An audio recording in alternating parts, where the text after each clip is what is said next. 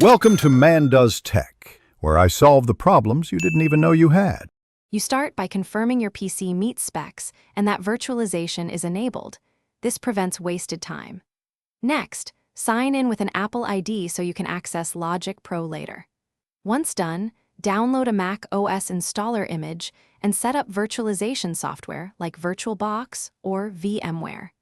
Allocate at least 4 CPU cores and 8 GB of RAM to the virtual machine. Make sure the VM uses an SSD-backed virtual disk and 20 GB or more of free storage before booting Mac OS.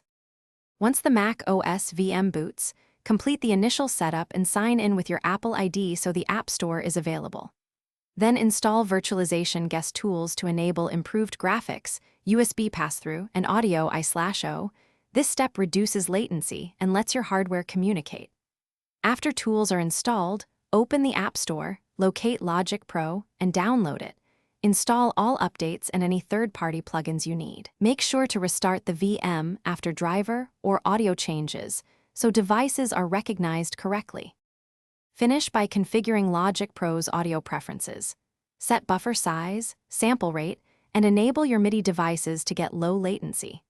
Once projects open, export or backup to an external drive and create a VM snapshot before major edits so you can revert if needed. If you experience audio glitches, dropout, or crashes, increase the VM's RAM and CPU allocation, reinstall or update guest tools, and switch the audio driver mode. One key tip: try lower buffer sizes only after confirming guest integration. Thanks for watching.